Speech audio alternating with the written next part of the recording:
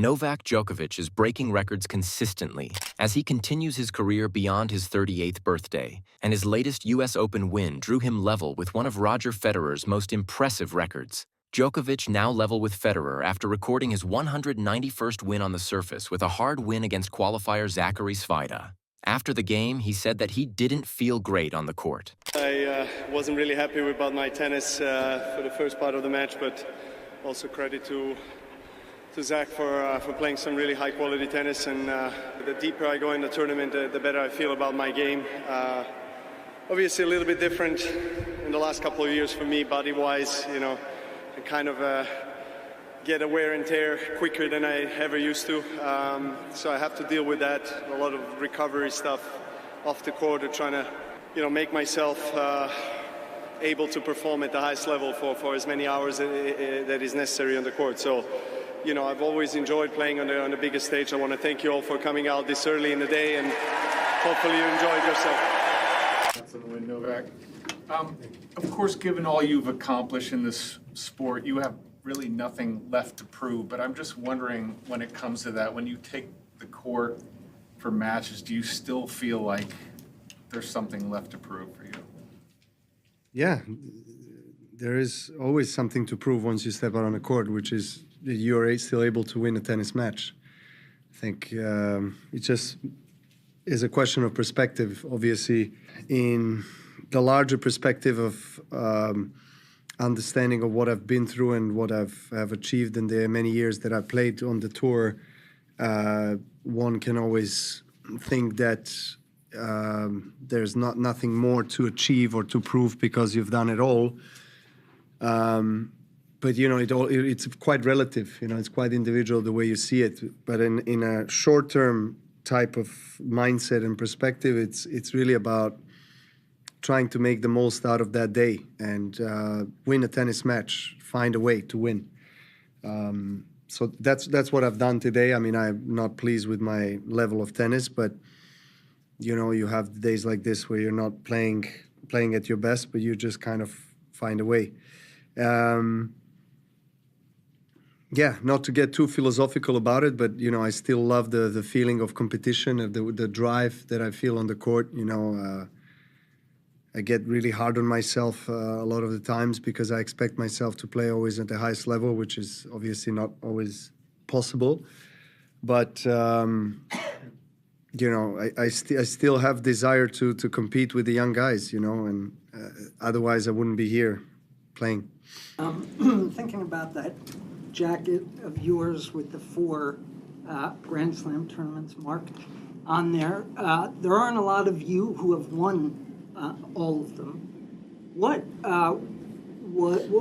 do you see as the significance of having a career Grand Slam? And do you recall at what point for you it was something you thought about and wanted to achieve before doing so in 2016 in Paris?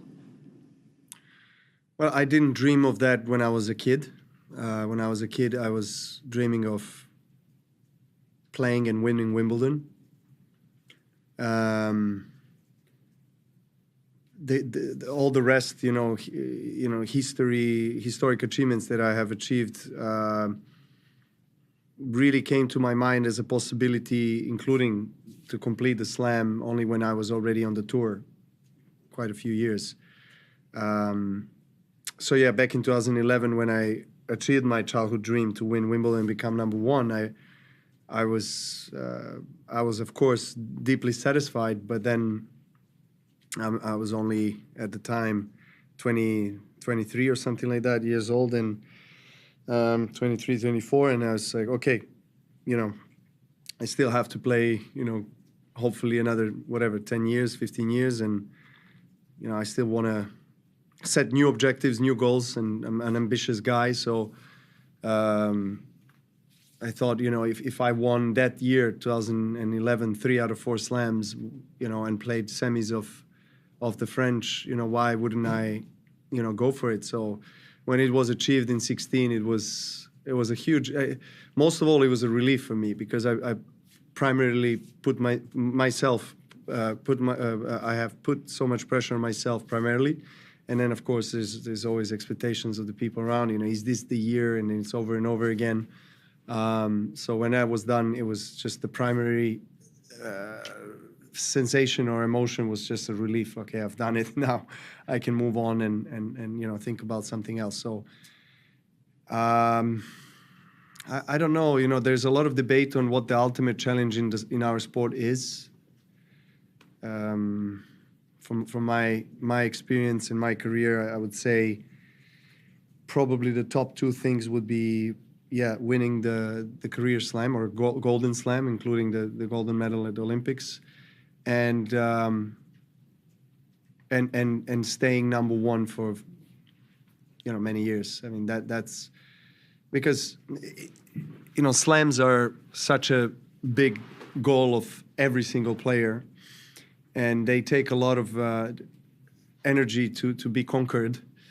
So for you to be consistently playing well over and over again, to be a contender for number one in the world, that's probably one of the, if not the ultimate challenge, because it requires a 24/7 attention to every single detail when it comes to physical recovery, preparation, mental training, anything really that revolves around an individual athlete, because in the end of the day, you have to do the job yourself on the court.